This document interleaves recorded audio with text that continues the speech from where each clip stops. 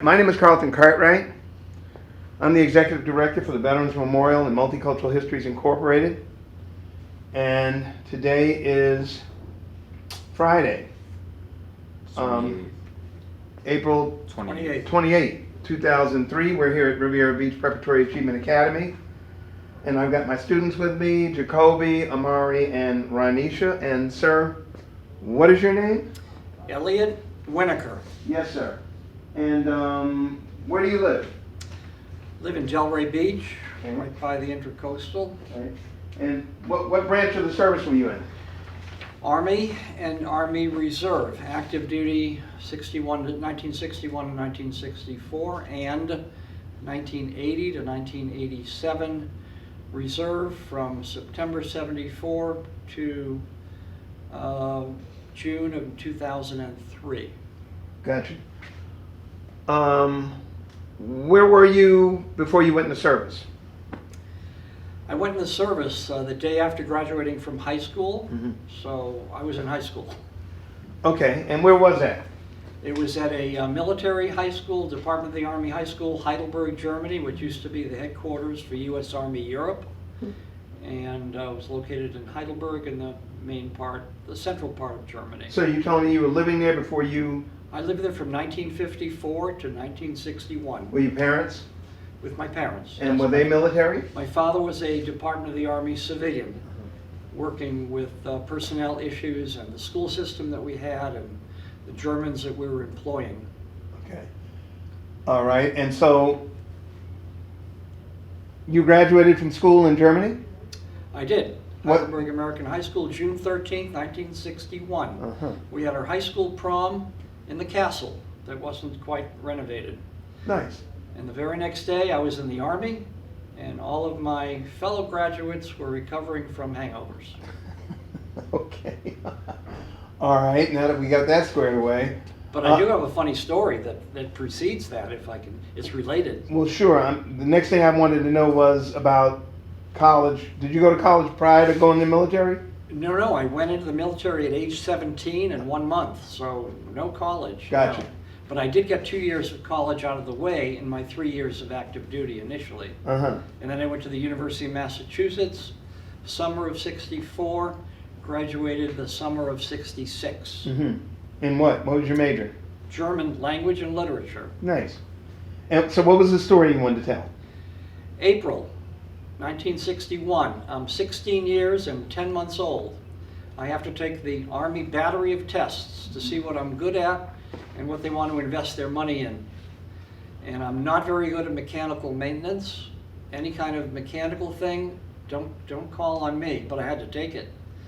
Old sergeant in his last assignment is giving me this 2-day battery of tests. I'm 16 years and 10 months of age. I look like I'm 13, and he's on his last assignment before he retires. Every test was multiple choice, and with 4 answers. One of them was correct, and there were 2 sample questions initially to make sure you understood the directions. I guessed at the first sample. Not a good idea. The sergeant got very angry at me for toying with him, he thought. I guessed at the second. Not a good idea. He got angrier. I said, I'm not very good at this stuff. Motor maintenance, mechanical maintenance, that's not me. So when the test results came back, I got a retarded score in motor maintenance. They never sent me to the motor pool to fix Jeeps. I ended up at the Army Language School for 1-year course in Hungarian, very intensive Hungarian language course, Army language, Monterey, California. Okay, nice. All right, so where did you where did you do basic training? Fort Dix, New Jersey. They flew me over from Gotcha. Germany, Right. and the sergeants at basic training said, "You're getting foreign duty pay? You just joined." They'd never seen that before. How did that happen? Well, I was living in Germany, going to high school, Right. and I enlisted in Frankfurt, Germany, so they had to ship me back for basic training. Okay. Fort Dix, New Jersey. Yeah. So how did you wind up with foreign duty pay?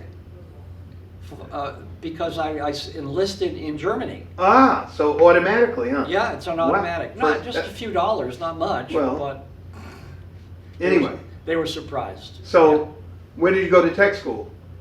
That was Army Language School, Hungarian language, Monterey, California, for 12 months. Very intensive course, 1 year, 7 students. Everybody had to have language ability because this cost the Army a lot of money. Right. Only 7 of us in a class. All the teachers were native speakers, and it was quite intensive. Gotcha. We were threatened with the threat that if we didn't do well, we'd end up at Fort Ord, which was like an infantry location, and we didn't want to end up there. So that was the motivation to do well. But I did have an interesting story about basic training, if you want to hear it. Yes, go ahead, please. Sure. 2 weeks after, it's like an 8-week course, and the second week, they give you a physical fitness test, and if you do well enough, then you can get a weekend pass after the second week, which is pretty much unheard of. So every day in basic training is a long, long day, but the first 2 weeks I was motivated to do well on this test. 5 particular parts of the exam. Each one was worth 100 points. I don't know if you recall this. 3 of the tests were push-ups, sit-ups, I think an 800-yard run, and maybe a mile run was the 4th one, but there were 5 events. Right. Each one is worth 100 points, and if you scored a 300 or better, that would mean averaging 60 per event, then you could get the weekend pass. So at the end of a long day, the first 2 weeks, I would put a backpack on my back, run around the compound, and people are stopping me. Why are you being punished? I said, I'm not being punished. I want to get that weekend pass. So I ended up getting a 312, which was good enough. Right. Now the funny part is, at the end of basic training of the 8 weeks, same test. So again, same carrot. If you do well and get above 300, you'll get a weekend pass. So I got like a 307. I may have been the only one that went down from the first test to the second. So they begrudgingly gave me another weekend pass. They were not happy with me. So I deteriorated a little bit physically, but I got my weekend pass. Okay, so after you got through school, where was your first duty station? It was Army Security Agency, Bad Aibling, Germany, which is south of Munich. And we would have been shot as spies had the Russians come over. What year was that? This would have been 62 to 64. Gotcha. So every month we had a mobilization where we would ride 2.5-ton trucks to Salzburg, Austria, just to be prepared in case the Russians came over and they got us. And our assignment was to monitor military radio broadcasts from Hungary. And then the results we would send to the Army Security Agency headquarters, which was Fort Meade, Maryland. We couldn't decipher anything, so we ended up sending everything back to them. So, didn't do much militarily that was helpful, but it was fun. And how long were you there? For a year and a half. Year and a half? After my year's course. Yeah, I went to the Winter Olympics in Salzburg in 1964. Drove down an hour. I was coming from a table tennis club in Munich the day that President Kennedy was shot and killed. It was November 22nd. November 22nd, 1963. No one here would remember it, but Carlton, you may. Yeah, maybe. Yeah, I heard it on the Armed Forces Network. I could not believe it. That was something. Right. So 64, yeah, I was cognizant. Yes, yeah, that's for sure. 64. Right. I ended up taking not a plane back from Germany to the States to be discharged, but a boat, a Navy boat from Bremerhaven, which is way in the north of Germany. Right. And it was the USS Upshur.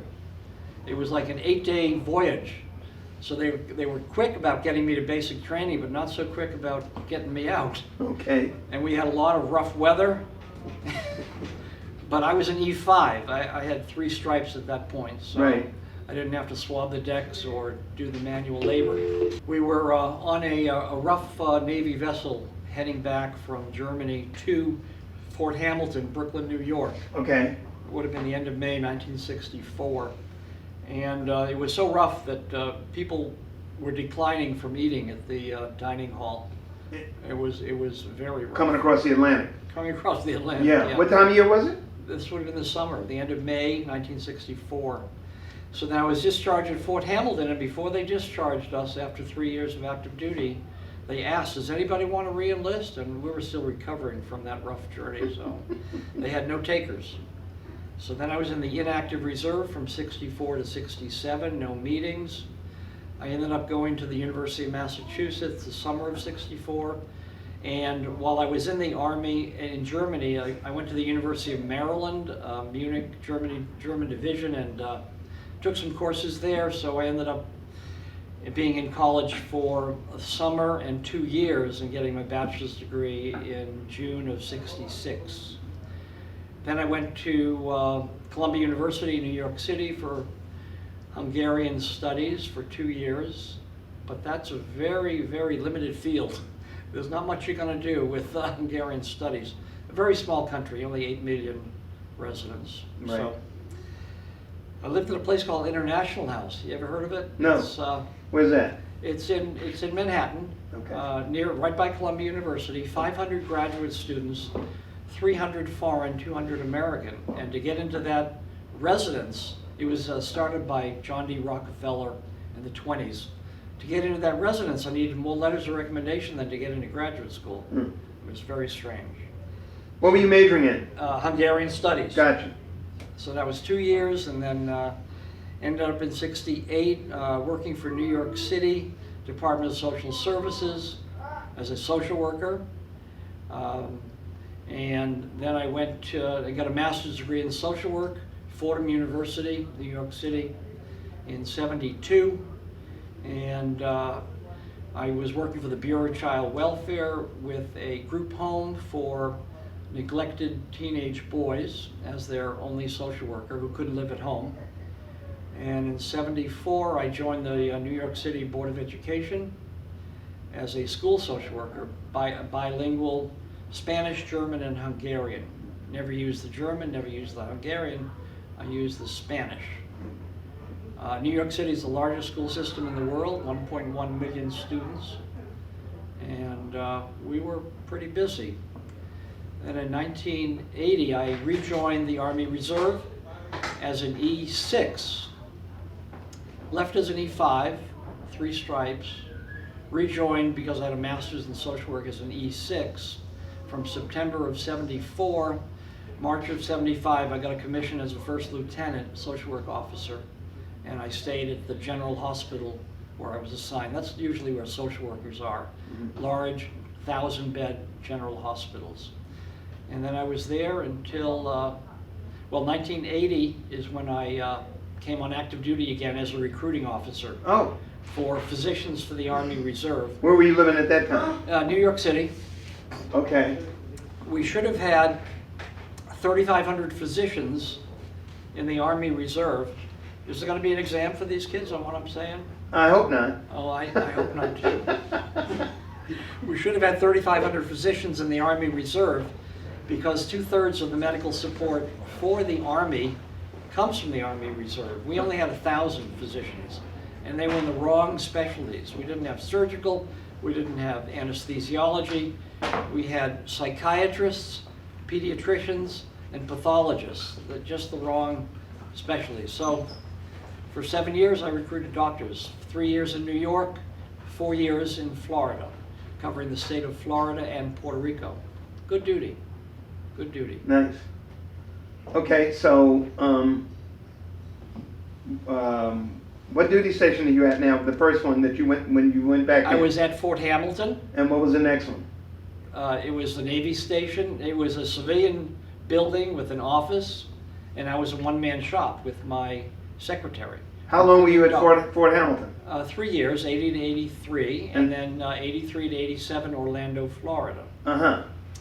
And then I got out of the active component because my New York City Board of Education was not happy that I was away for 7 years. They held my job, so they weren't happy. But then I went back to the New York City Board of Education from 87 to 99. I retired from there in 1999. Okay. and stayed in the reserve until 2003, when I retired as a lieutenant colonel. Okay. But I think the interesting part is going to be 9/11/01 for you. Right, okay. I was part of a combat support hospital, and I asked if this was in Connecticut. I asked the unit if we were activated on 9/11. They said, no, you're on standby. I said, can I be activated? They said, we'll call your higher headquarters in Georgia, Augusta, Georgia. You were a colonel by this time? Lieutenant colonel. Okay, go ahead. Yeah, I got promoted in 1991. What'd you get your master's degree in? Social work. Gotcha. And Okay. that's what allowed me to come in as a first lieutenant Oh, all right. with a master's degree. Right. Yeah. So my higher headquarters said, if you can find a unit to belong to, we'll cut your orders. I don't know if you're familiar with the Army Reserve, but cutting orders, getting the official document that allows you to actually work, can take 3 to 6 months. Wow. Not a fast process. Right. For me, it took 1 day. Oh. I got the orders on 9/12, and the justification line was in response to national emergency. So 9/11, I found a communications unit, a signal company in Yonkers, New York, just north of where I was living in the Bronx. And the commander was a captain for the company. I'm a lieutenant colonel, and I'm asking him if he can use my expertise. He said, sure, as long as we don't have to pay you.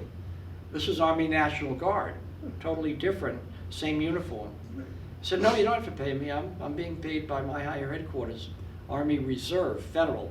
Right. So I joined them and I worked with them for a couple of days. A couple of them had relatives that were still missing from ground zero, from the buildings that were toppled down. So I worked with them for a few days on what to do if they get mobilized. They were hoping to get mobilized. Communications unit. They thought that would be a need, but they were not. That Friday, 9/11 was Tuesday. That Friday I joined a group of medical professionals in a Brooklyn armory. And we had psychiatrists and psychologists and behavioral science specialists, psychiatric nurses, so it was a medical group. I was the only social worker there. And we ended up that first Friday going down to ground zero, and the smoke was still coming out of, well, it was coming out for months actually from the area, and the fire trucks still had their lights flashing 3 days after the event. Right. And the fire trucks were crushed. They were like matchbox trucks. The soot on the ground, the asbestos and all of that it was about 12 inches thick. It Wow. was really, really thick. The biggest thing that I remember from working down there for 2 weeks was a lot of rich folks were living in high-rises right there. And there were a number of children's carriages that were abandoned right on the boardwalk. So what I can imagine is on 9/11, the nannies who were taking care of these little kids, when that happened in the morning on 9/11, they ended up grabbing their kid and running as far as they could go. Wow. Yeah. So we had 1,500 to 2,000 Army National Guard troops there on day one. Nobody seems to know that. We had a big military involvement, all in our Army National Guard, some Air National Guard, mostly from New York, New Jersey, Connecticut. And what they did was kind of interesting. They were doing security, they were doing traffic control, they were in the landfill in Staten Island trying to pick up identifying data so we could identify the remains. And they were washing asbestos off the trucks, and they were guarding the morgue. So that's what they were doing. And what we were doing, we were part of a critical incident stress management team, and in twos we would walk around the entire area making sure that our 1,500 to 2,000 folks were aware of what they were seeing, were aware of post-traumatic stress disorder, of the symptoms, and they would take more than 15 minutes for lunch. There were McDonald's trucks there and Burger King trucks, and they would, during their lunch hour, they'd run over, That was the part right. Thank you. Thank you. Marty, you want to go out this way? You good? Are they abandoning ship or they Carry have to on. leave? They have to leave now. Okay. Okay. Carry on. One of the things that I did was, as a lieutenant colonel, I was kind of a high-ranking fellow. Right. One of the things I did was make sure that our Army National Guard troops did not have to guard the morgue for 12 or 15 hours at a time. Uh-huh. But what we did in the critical incident stress management team, circling around, there were little golf carts that were bringing the first responders cigarettes and snacks and water and warm socks, and they were bypassing our military folks, so I made sure that they did not. Our military folks were being treated like second-class citizens, which is what the Army Reserve and Army National Guard is usually treated anyway. Okay. But I didn't care for that. But what we did basically was set up a triage unit at Pace University, which was right down in that area, thinking that they were going to be wounded. We had doctors, we had medical supplies, we had nurses, we had our cadre of personnel that were willing and able to help. We got no takers. I don't know if you remember the commercial for Maytag Repairmen. Yeah. They got no takers because the product was so good. We got no takers because nobody lived, nobody survived. If you didn't survive, you were gone. But if you did survive, you survived unscathed. So we had no takers there. Okay. We set up a day hospital, but military are not really willing to get help or ask for help. It's a sign of weakness, they feel. So our day hospital, where they could get a hot meal and a shower and a bed for a couple of hours, very few people took advantage of that.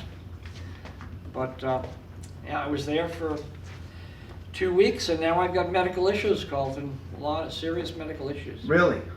I have eye cancer. Oh, really? Wow. Discovered the summer of 2021, 2 years ago, when I went up to West Point, New York for an annual eye exam. I had not been there 2020 because of the COVID pandemic that started in 2020. And during this routine eye exam, the optometrist at West Point said, "I'm not liking what I'm seeing." He hand carried me to the ophthalmologist, who put a wand over my eyelid, and he had a camera, and he didn't like what he was seeing either. And then the two of them told me that I have eye cancer. Wow. Called ocular melanoma. Very dangerous, incurable, and half the people that get it end up losing the eye, and half the people that get it end up with metastasis of the liver. When it spreads, it goes directly to the liver. Wow. And I've lost some vision. The VA has accepted that I got it as a result of breathing in the contaminated air. It took them 2 months to say, yeah, 100%. Wow. 100% disability. So I've got that. I may now have lymphoma as a new diagnosis. I just got it at the VA last week. Also may be attributed to this breathing in the same contaminated air. I've got basal cell carcinoma. I have severe sleep apnea. I've got gastroesophageal reflux disease and throat and neck issues. So all of that, they say, more than likely as not, came from breathing in the contaminated air that they said was safe to breathe. It was not. It was not. Yeah, it was absolutely not safe to breathe. I have a couple funny things that for military time, if you want to hear them. Sure, go ahead. Okay. First off, when I was stationed recruiting doctors in Florida, right by a large Navy base in Orlando, I was the only Army person really there. We have no Army bases in Florida, not a one. Air Force, Navy, Coast Guard, Really? no Army, not a one. We have in Puerto Rico, a large Army base, but I was an Army captain, and we got our administrative support from the Navy base. So when I needed help with my travel documents for pay, we did a lot of traveling. I would call up and I'd say, this is Captain Winokur. Can you handle my temporary active duty paperwork? Absolutely, sir. They were as polite as could be, and efficient and fast. When I got promoted to major, however, not so good on the service. You know why, right? No. Why? A Navy captain is a full colonel equivalent in the Army. Okay. I was an Army captain. I didn't say Army. Uh-huh. So they thought I was a Navy captain, the equivalent of a full colonel. Oh. So I got all kinds of service and respect. During that time, I hurt my knee on active duty playing volleyball. And I said, let me try out the medevac system, medical evacuation system. Right. Because I was recruiting doctors that might end up working in that system. So I drove over to Patrick Air Force Base, which is an hour away. And I was a young captain, and they put a wristband right on my wrist with a code. I'm in uniform, and I thought we were heading north to Eisenhower Army Medical Center, which is where I was having surgery 2 days later.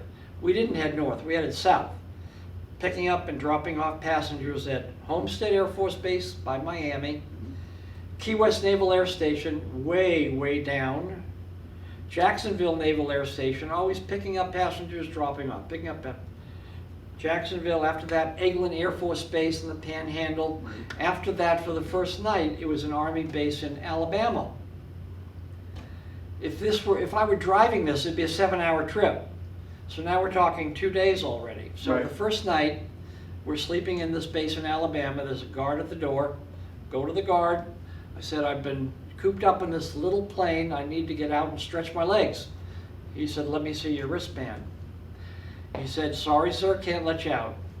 I said, seriously, I've been cooped up. I have to get out. I'm sorry. Very polite. I said, give me your superior. Nurse comes over. I need to stretch my legs. I've been cooped up all day. She looks at the wristband. I'm really sorry, sir. You have to stay in. I said, I'm going for knee surgery day after tomorrow at Eisenhower Army Medical Center. She looks at me quizzically. She says, knee surgery? Goes back to her books. Comes back. I'm terribly sorry. We gave you the code for psychiatric evaluation. So that was kind of humorous. They corrected the error. Coming back from my knee surgery at Eisenhower, I called my wife. I said, pick me up. I don't want any more experience with the medical evacuation system. So that was kind of fun. Let me ask you a couple of questions. Sure, go for it. What casualties besides 9/11? Did you have any experience in basic training or AIT or your duty bases with people getting hurt or suffering any casualties besides 9/11? Were Never. you ever in combat? Never. Okay. Never. I was in before Vietnam and after Vietnam. Okay. Never went. I was stationed. And in I didn't Jordan. ask you about medals and citations. I did get. They probably owe me something for Ground Zero, but who knows? I got a certificate of appreciation signed by a full colonel for supporting Operation Enduring Freedom. And this is interesting. I got hostile fire pay for the month of September when I was at Ground Zero. Probably the only time it was awarded inside the United States. Right. Hostile fire pay. Not imminent danger pay, hostile fire pay. Right. Not a lot of money, but and I had to ask for it myself. I said, I'm entitled to something. Right. 4 years later, they said, yeah, you're entitled to it. So yeah, no, I never saw any casualties. But some of our initial Army National Guard troops on 9/11, when they were down there, Right. they ended up picking up brains and stuff from the sidewalk. Wow. I did not see any of that. Okay. None. Yeah. Okay.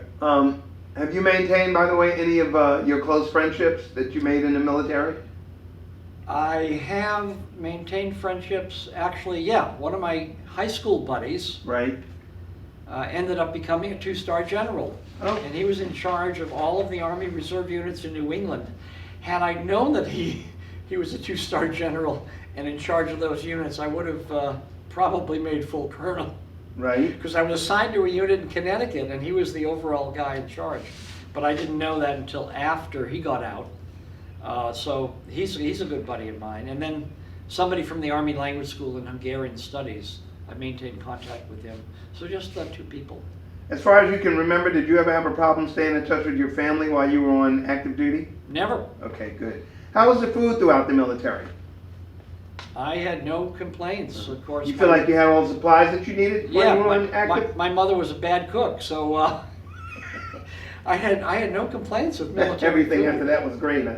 Okay. Did you have all the supplies that you needed Yeah. throughout? Okay, All- good. Entirely. What did you do for pressure or stress in all of these different situations? And I also want to know every place that you ever visited in your adult life also. If you had, that you have not mentioned. Well, I've been a competition swimmer since I turned 41, which is 38 years ago. I'm Wow. turning 79 in 9 days.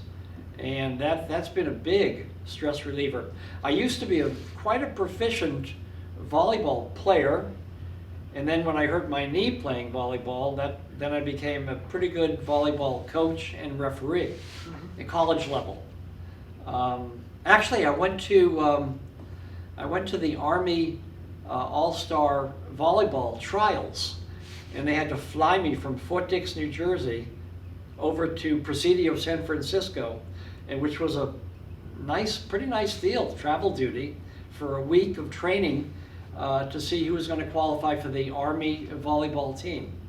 Most of the people there were from American Samoa, who were in the Army, because that's a big sport in American Samoa or Hawaii. And we would do our calisthenics in Samoan. I was a captain at that point. But to get there, I was in the lunchtime volleyball program at Fort Hamilton.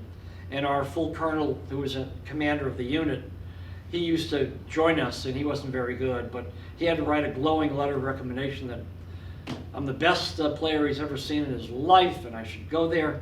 But we had some people there that were shipped there from Japan and Germany, Right. travel duty, that were terrible. They were terrible. What a waste of money and time that was. But that was an interesting experience. A week in Presidio, San Fran. Yeah. Okay. So, every place you ever visited, In the military? in and out. Oh, I've well, with my parents growing up from age 10 to 17 in Germany, we traveled to most of Europe Uh-huh. on vacation. When Right. I was, I think, 11 years old, they put my brother and me into a Belgian summer camp where we had to learn to speak French for the summer. Wasn't fun, but what are you going to do when you're 11 years old? Can't run away from home. Right. So yeah, mostly Europe is where I've been, and the last 15, 20 years, I retired officially when I turned 60, which was 2004. Uh-huh. I used to work with special education kids. As a social worker, I worked with dual diagnosed handicapped adults with cerebral palsy and mental retardation. In a group home, I worked with early intervention kids under age 5. Oh, I have an interesting story about that. The kids that I worked with under age 5 needing early intervention, they were from the South Bronx. So I would take them up to West Point on a weekend so that they would get out of the city and they'd see something other than the South Bronx. So Right. I brought a family up to West Point, met from Mexico, 3 little girls under age 5, and brought the family with the 2 parents up to West Point. And I always bring them to the sanctuary for the mascot. Do you know the Army mascot, Carlton? No. No? What branch were you in? Air Force. Okay, well yours is the Falcon. Your mascot, the Air Force Academy, is the Falcon. Okay. Army, the mule. Okay. Navy, the goat. I was going to say a dog, but I would have been wrong. The mule. So it's a combination of a donkey and a horse, and they cannot reproduce. So there are 3 mules that are assigned to West Point, and their only job is, when the West Point Army football team scores a touchdown, a cadet rides them around the football field in celebration. Unfortunately, they're not that good, so they didn't run around too much. Okay. So they had to designate some cadets who were familiar with horses to ride them outside of the Saturday when they had the game. But these mules, they get fed 24 hours a day if they want. These are big, bulky animals, strong.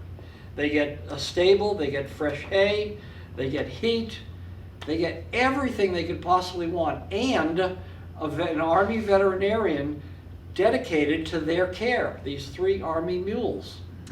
So when I was there with this family of Mexican, 3 kids and the 2 parents, I said, if there's a life after this, I want to come back as a mule.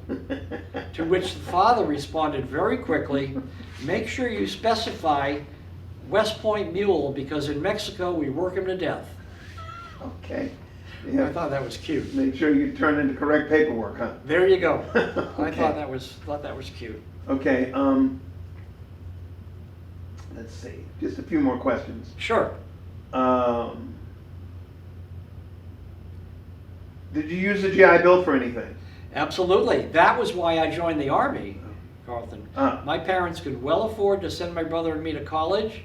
My father, when he went to college, the University of Massachusetts, every succeeding year, he had more money in his bank account than he did the year before. He said, I'm not paying for your college. You're going to get more out of it if you pay for it yourself, which meant Army, yeah. Right. So yeah, I used the GI Bill. It was more than enough. I came back with a new VW vehicle at age 20, and I was good to go. Tuition was $200 twice a year. Uh-huh. GI Bill paid more than that, and stayed in an apartment off campus. No, I was good to go. No, GI Bill was great. Did you maintain any of the close friendships that you cultivated while you were in the service? No, No. did not. Okay. No, just the guy at Army Language School and my buddy from high school, the 2-star. I think I sort of missed in between. You probably said it already, but in between active duty, in the middle. Oh, you did say all the things that you did. You were a social worker. Social work. Got you. School social worker, bilingual. Okay, we're down to the wire on this. Okay. Did you finally retire after that second run with the military, or did you go back to work when you got out? Well, no. After the second active duty stint, which was 80 to 87, Yeah. I rejoined the Army Reserve Uh-huh. as a major into a general hospital and combat support hospital. And then I got out of the military in 2003. Uh-huh. But then I went back to my Board of Education job that they held for me 7 years, and they allowed me to buy back a couple of those years, and they paid into it for a couple of years. So I worked for the Board of Education for a total of 15 years, but I got credit for 29 because I was with New York City Department of Social Services, Bureau of Child Welfare. So nice pension, Carlton. I'm making $80,000 from New York City. Congratulations. Congratulations. It's more than I was making when I was working there. I hear you. I'm sure you deserve all of it too. 2 more questions, or You maybe got it. 3, 2 or 3. Did your military experience influence your thinking about war or about the military in general?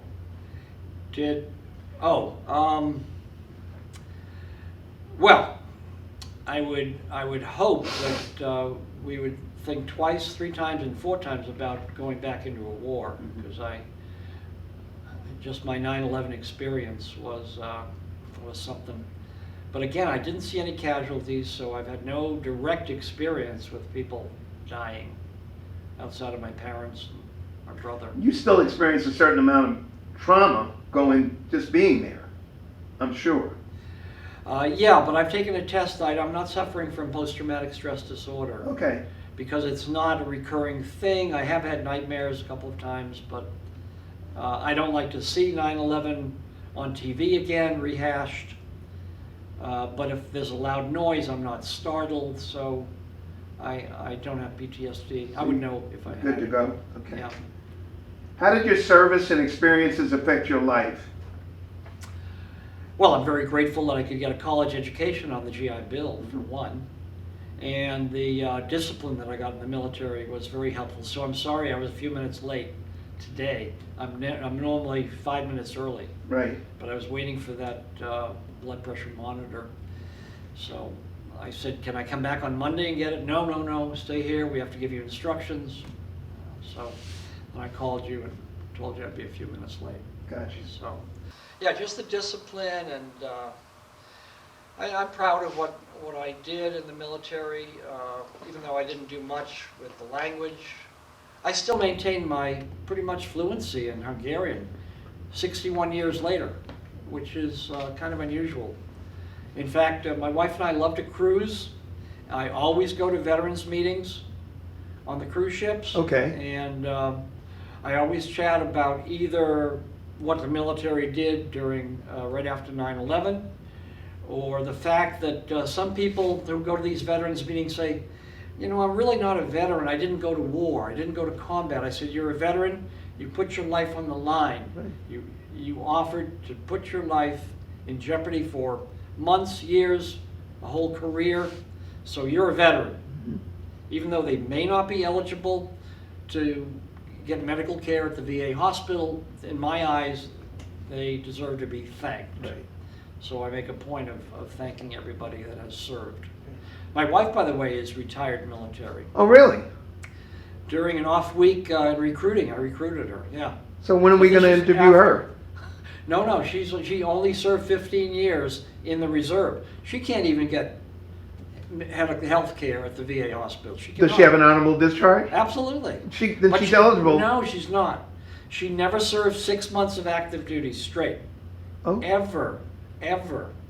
And she was never in a combat zone. So she cannot. We've tried. But we have good health coverage through New York City, so. okay.